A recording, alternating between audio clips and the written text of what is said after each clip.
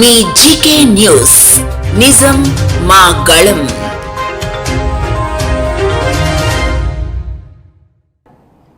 ఈరోజు మనం చూసాము అనంతపురం జిల్లాలో తన్మయ్య అని చెప్పేసి ఒక ఇంటర్మీడియట్ చదువుతున్నటువంటి ఒక బాలిక, ఆ అమ్మాయి మిస్సింగ్ అని చెప్పేసి వాళ్ళ పేరెంట్స్ జూన్ 3న అంటే 6 రోజుల కింద అక్కడ ఉన్నటువంటి లోకల్ పోలీస్ స్టేషన్లో ఆ అమ్మాయి మిస్సింగ్ అని చెప్పి కంప్లైంట్ ఇవ్వడం జరిగింది. ఆ కంప్లైంట్ ఇచ్చిన దగ్గర నుంచి చూస్తుంటే 6 days అంటే ఈ రోజున పోలీసులు ప్రిలిమినరీగా మనకేం చెప్తున్నారంటే, ఇప్పుడు తన పైన బీర్ సీసాలతో కొట్టేసి గాయాలతో తను చనిపోయింది అని చెప్పి ప్రిలిమినరీగా తెలుస్తుందని చెప్పి ఈ రోజున తను చనిపోయింది అని చెప్పి ఈరోజు ప్రకటించినటువంటి విషయం ఈరోజు రాష్ట్రంలో మనం అందరం చూస్తున్నాం. అంటే ఒక్కసారి ఆలోచన చేయండి, 6 రోజుల కింద ఇచ్చినటువంటి కంప్లైంట్ ఆ టైంలో మిస్సింగ్ అని ఒక ఎస్టీ బాలిక ఇంటర్మీడియట్ చదువుతోంది, తను మిస్ అయింది అని చెప్పి బాధతో పోలీస్ స్టేషన్ని అప్రోచ్ చేస్తే పోలీసులు వాళ్ళ యొక్క ఇర్రెస్పాన్సిబుల్ వల్ల, వాళ్ళ యొక్క కేర్లెస్నెస్ వల్ల ఈ రోజున 6 రోజుల తర్వాత తిరిగి చూస్తే తను షీఈ్ నో మోర్, తను చనిపోయింది. పోలీసులు కనుక ఇంత శ్రద్ధ పెట్టున్నా, ఒక స్పెషల్ టీమ్స్ని దింపి ఆ మిస్సింగ్ అమ్మాయి కోసం ట్రేస్ చేస్తున్నా ఈ దారుణం జరిగేది కాదేమో. ఈరోజు ఏమాత్రం కూడా పట్టించుకోనటువంటి పరిస్థితుల్లో మనం చూస్తే ఆ అమ్మాయి ప్రాణాలతో లేదు, ఆ ఫ్యామిలీ ఆ అమ్మాయిని కోల్పోయింది. I convey my deep condolences to her family members. అంటే ఒక్కసారి ఆలోచన చేయండి, స్పష్టంగా లా అండ్ ఆర్డర్ ఫెయిలియర్. ఇది పోలీసుల ఫెయిలియర్ కాదా అని నేను అడుగుతా ఉన్నాను. ఇప్పుడు ఏమన్నా అడిగితే 100 కారణాలు చెప్తారు, 100 కారణాలు స్టార్ట్ చేస్తారు. ఎందుకు స్టార్ట్ చేస్తారంటే వాళ్ళు ఫెయిల్ అయ్యారు కాబట్టి. ఈ పోలీస్ యొక్క ఫెయిల్యూర్ని కప్పిపుచ్చుకునేందుకు చేసేటువంటి ప్రయత్నంలో భాగంగా అనేక సాకులతో, కారణాలతో వాళ్ళు ఇక మొదలు పెడతారు. ఇదొక్కటే కాదు, రాష్ట్రంలో ప్రతిరోజు ఈ ఏడాదిగా ఎక్కడో అక్కడ ఏదో ఒక సంఘటన, ఇలాంటివి ఏదో ఒక ఇన్సిడెంట్ జరుగుతూనే ఉన్నాయి. ఈ ఏటి మీద కూడా ఈ యొక్క కూటమి ప్రభుత్వానికి ఏటి మీద కూడా ఇంట్రెస్ట్ లేదు. వేటిని పట్టించుకుందామని కానీ, అదుపు తప్పిన లా అండ్ ఆర్డర్ విషయంలో ఈరోజు పోలీస్ స్టేషన్లకు వెళ్తే ఏంటి పరిస్థితి? ఈరోజు ఒక కంప్లైంట్ ఇచ్చిన ఒక సామాన్యుడు ఆ కంప్లైంట్ తీసుకోవాలన్నా, ఆ కంప్లైంట్ కన్సిడర్ చేయాలన్నా ప్రతి చోట ఎమ్మెల్యే ఆఫీస్ నుంచి చెప్తే కానీ ఆ పోలీస్ స్టేషన్లో ఆ కంప్లైంట్ని, సామాన్య ప్రజలు ఇచ్చేటువంటి ఆ కంప్లైంట్ని కన్సిడర్ చేసే పరిస్థితి లేదు. ఈ కూటమి ప్రభుత్వం ఏర్పడ్డాక సామాన్యుడికి స్వేచ్ఛ లేదు ఈ రాష్ట్రంలో అని స్పష్టమవుతా ఉంది. ఇలాంటి పరిస్థితుల్లో ఎవరికి కూడా న్యాయం జరగట్లేదు. ప్రతి ఒక్కరూ సఫరర్సే, ప్రతి ఒక్కరూ విక్టిమ్స్గా ఈ కూటమి ప్రభుత్వం వచ్చాక ఈరోజు అల్లాడిపోతున్నారనేది స్పష్టం చేస్తూ ఉన్నాం. ఇన్ని జరుగుతున్నాయి. ఈరోజు చెప్తుంది ఒకటి, ఈరోజు జరిగినటువంటి ఇన్సిడెంట్. ఇలా ప్రతి జిల్లాలో ప్రతిరోజు ఏదో చోట ఒక ఇన్సిడెంట్ జరుగుతుంది. ఈ అన్నిటి మీద ఏ రోజైనా ఈ కూటమి ప్రభుత్వం ఏ రోజైనా ఒక రివ్యూ చేశారా? ఒక రివ్యూ పెట్టుకున్నారా? ఈ జరుగుతున్న వాటిని ఎలా కంట్రోల్ చేయొచ్చు, ఏం చేస్తే బాగుంటుందని ఏదైనా ఒక ఆలోచన చేశారా? లేదు, చేయలేదు, చెయ్యరు. ఎందుకంటే మీకు కావాల్సిందల్లా డైవర్షన్ పాలిటిక్స్. ఎందుకు మీరు చెయ్యరంటే మీలో నిజాయితీ లేదు.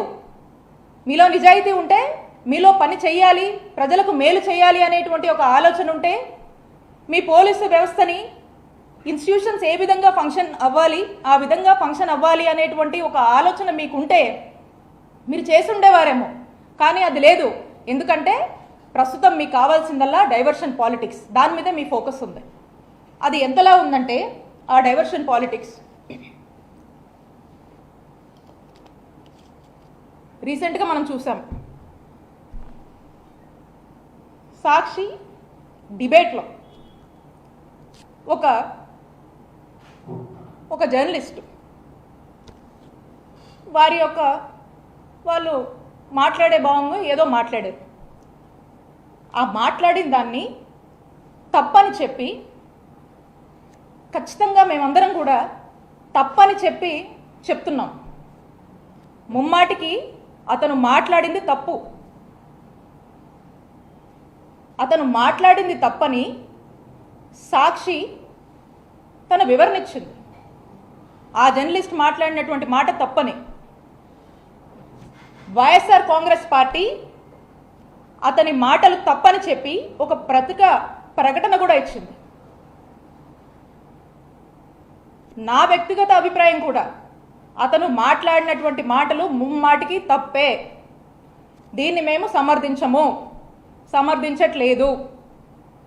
అయినప్పటికీ కూడా ఒకవైపున సాక్షి తప్పని చెప్తుంది, వైఎస్ఆర్ కాంగ్రెస్ పార్టీ తప్పని చెప్తుంది, మేమంతా కూడా తప్పని చెప్తూ ఉంటే ఇదేది పట్టనట్టు ఇందులో కూడా టీడీపీ వాళ్ళు రాజకీయాన్ని వెతుక్కొని అటు సాక్షిని తప్పుపడుతూ వైఎస్ఆర్ కాంగ్రెస్ పార్టీని తప్పుపడుతూ మా నాయకుడు జగన్మోహన్ రెడ్డి గారిని ఇందులోకి లాగుతూ మా భారతమ్మను ఇందులోకి లాగుతూ ఇందులో రాజకీయం చేసేటువంటి ప్రయత్నం చేస్తున్నారు. మేము తప్పని చెప్పినా కూడా ఏమీ పట్టనట్టు ఇందులో రాజకీయం వెతుక్కొని చేస్తున్నారు. ఏమనాలి దీన్ని? మేము మా నాయకుడు జగన్మోహన్ రెడ్డి గారికి మా భారతమ్మకు ఈ జర్నలిస్ట్ మాట్లాడినటువంటి మాటలకు సంబంధం ఏంటని నేను అడుగుతా ఉన్నాను. ఇది తప్పని మేము ఖండిస్తూ ఉంటే అయినా కూడా పదే పదే రాజకీయంగా కల్పించుకొని దీన్ని ఎందుకు మా వాళ్ళ మీద, మా నాయకుడి మీద, మా భారతమ్మ మీద రబ్ చేసే ప్రయత్నం చేస్తున్నారు అని చెప్పి మిమ్మల్ని అడుగుతా ఉన్నాము. మేము స్పష్టంగా తెలియజేస్తున్నాం, మేము స్పష్టంగా డిమాండ్ చేస్తున్నాము. మేము తప్పు ఈ విషయం అని చెప్పి మా సాక్షి తరఫున, మా సాక్షి ఛానల్ తరఫున, వైఎస్ఆర్ కాంగ్రెస్ పార్టీ తరఫున మేమందరం కూడా తప్పని చెప్తూ ఉన్నాము. మీరు అయినప్పటికీ కూడా దీన్ని పదే పదే రాజకీయం చేస్తూ ఏదైతే తీరులో వెళుతున్నారో దీన్ని మీరు వెళుతున్నటువంటి తీరుని దీన్ని ఇది కరెక్ట్ కాదు అని చెప్పి మేము చెప్తా ఉన్నాము. దీన్ని రాజకీయం చేయడం కరెక్ట్ కాదని తెలియజేస్తా ఉన్నాము. దీన్ని రాజకీయం చేస్తూ ఏదైతే చేస్తున్నారో అసలుగా మహిళల్ని మీరు అవమానించేటువంటి ఒక కార్యక్రమం చేస్తున్నారని తెలియజేస్తున్నాం. ఇవి ఎంతలా ఉన్నాయంటే ఈ రోజున మనం చూస్తూ ఉన్నాము. ఈ డైవర్షన్ పాలిటిక్స్ ఎంతలా ఉన్నాయంటే సీనియర్ జర్నలిస్ట్ కేఎస్ఆర్ గారు, వారు 5 దశాబ్దాల నుంచి జర్నలిస్ట్గా ఉన్నారు. 50 ఏళ్ల నుంచి ఒక సీనియర్ జర్నలిస్ట్గా ఎంతో విలువలతో ఓ చక్కటి ఇమేజ్ని క్యారీ చేస్తూ వారి యొక్క జర్నలిజంని కొనసాగిస్తున్నారు. అలాంటి ఒక వ్యక్తి ఏ రోజు ఏ విషయంలో కూడా ఒక ఎక్స్టెంట్కి మించి వెళ్ళి మాట్లాడేటువంటి మనస్తత్వం కాదైంది. న్యూట్రల్స్ కూడా తన్ని అప్రిషియేట్ చేసేటువంటి విధంగా తన యొక్క జర్నలిజం కొనసాగించారు వారి యొక్క దీంట్లో. అలాంటి వ్యక్తిని ఈ రోజున అరెస్ట్ చేశారు. అంటే ఈ రెడ్ బుక్ పాలన ఎక్కడ దాకా వచ్చిందంటే ఈరోజు జర్నలిస్టుల వరకు కూడా వచ్చింది. ఈ రెడ్ బుక్ పాలన ఎవరికి కూడా అతీతం కాదు అని ఈరోజు ఒక పరాకాష్ఠకి చేరింది అని చెప్పడానికే ఈరోజు ఈ కేఎస్ఆర్ గారి అరెస్ట్ని మనం చూడొచ్చని తెలియజేస్తున్నాము. ఏడాది కాలం నుంచి మనం చూస్తూ ఉన్నాము. ఏదైతే ఈ రెడ్ బుక్ పాలన మొదలుపెట్టారో సామాన్య కార్యకర్తల దగ్గర నుంచి వైఎస్ఆర్ కాంగ్రెస్ పార్టీ యాక్టివిస్టులు, సోషల్ మీడియాలో యాక్టివ్ ఉన్న వాళ్ళు, నాయకులు, మాజీ ఎమ్మెల్యేలు, మాజీ మంత్రులు, మాజీ ఎంపీలు, ఐఏఎస్లు, ఐపీఎస్లు ఈరోజు ఒక జర్నలిస్ట్ దగ్గరకు వచ్చింది. అంటే ఒక్కసారి ఆలోచన చేయండి ఏ విధంగా పరాకాష్ఠకి రెడ్ బుక్ పాలన చేరిందనేది. మరి ఈ రోజున ఆయన చూస్తే అందరూ చూశారు లైవ్లోనే. అది ఈవెన్ కేఎస్ఆర్ గారు వారు ఈ మాటలు మాట్లాడకపోయినా ఆ జర్నలిస్ట్ మాట్లాడినటువంటి మాటలకి కేఎస్ఆర్ గారు లైవ్లో సారీ చెప్పారు. అండ్ పైగా ఆ యొక్క డిస్కషన్ని ఆపే ప్రయత్నం కూడా చేశారు. అందరికి తెలుసు. ఇక్కడున్న మీ జర్నలిస్ట్ని కూడా అడుగుతా ఉన్నాను, ఈరోజు జర్నలిస్ట్ దాకా వస్తారా? జర్నలిస్టులకు ఈ విధంగా ఇలా అరెస్టు చేసేదాకా వెళ్తారా? ఆయన చేసిన తప్పేంటండి? అంటే ఒక్కసారి ఆలోచన చేయండి. ఏ విధంగా భయభ్రాంతులకు గురి చేస్తూ ఒక టెర్రర్ని క్రియేట్ చేస్తూ మనుషుల్ని ఒక టార్చర్ చేయడము, చంపేదాకా తీసుకెళ్లేటువంటి ప్రయత్నాలు ఈరోజు ఈ రెడ్ బుక్ పాలన చేస్తుంది కూటమి ప్రభుత్వం నాయకత్వంలో అని తెలియజేస్తున్నాము. అలానే అసలు ఈరోజు వైఎస్ఆర్ కాంగ్రెస్ పార్టీకి రాష్ట్రంలో ఉన్నటువంటి ఒక బలమైన వాయిస్ సాక్షి. ఆ సాక్షి గొంతు నొక్కే ప్రయత్నం చేస్తుంది. ఆ సాక్షి గొంతు నొక్కే ప్రయత్నంలో భాగంగా ఈరోజు సాక్షి ఆఫీస్ మీద దాడులు చేస్తూ ఉన్నారు. ఎందుకు సాక్షి ఆఫీస్ మీద మీరు దాడి చేస్తూ ఉన్నారు? సంవత్సరంగా మీరు చేసినటువంటి అరాచకాలు ఈరోజు సాక్షి చూపిస్తున్నందుక? ఈ సంవత్సర కాలంలో ఎన్నికల ముందు మీరు ఏదైతే మేనిఫెస్టో చెప్పారో, మీరు ఏదైతే మాటలు చెప్పారో సూపర్ 6 సూపర్ 7 అని, మరి ఈ సంవత్సర కాలంలో ఈ సూపర్ 6 సూపర్ 7 సింగిల్ రన్స్ కూడా తీయలేదు. అట్టర్ ఫ్లాప్ అయింది ప్రజల్లో. దీన్ని మీరు చెప్పినటువంటి మాటలు, మీరు ఇచ్చినటువంటి హామీలు, మీరు ఊదరగొట్టినటువంటి సూపర్ 6 సూపర్ 7 వల్ల మీరు మీ మాట మీద నిలబడండి. దీనివల్ల ఈ సెక్టార్ ఆఫ్ ప్రజలు ఇబ్బంది పడుతున్నారు.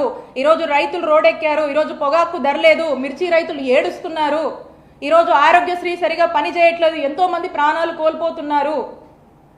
ఈరోజు ఉన్నటువంటి పరిస్థితుల్లో నిరుద్యోగులు రోడ్డెక్కారు. యువత ఇబ్బంది పడుతుంది. మహిళలకు భద్రత లేదు, మహిళలకు రక్షణ లేదు, సామాన్యుడికి భద్రత లేదు. సామాన్యుడు పోలీస్ స్టేషన్కి వచ్చే పరిస్థితిలో లేరు. సామాన్యుడు ఈరోజు సంతోషంగా ఈ రాష్ట్రంలో బతికేటువంటి పరిస్థితి లేదు. చరిత్రలో ఎన్నడూ ఎప్పుడు లేనటువంటి విధంగా ఈరోజు రాష్ట్రంలో అరాచకాలు, ఇల్లీగల్ కేసులు, అరెస్టులు, జైళ్ల పాలు చేస్తున్నారు.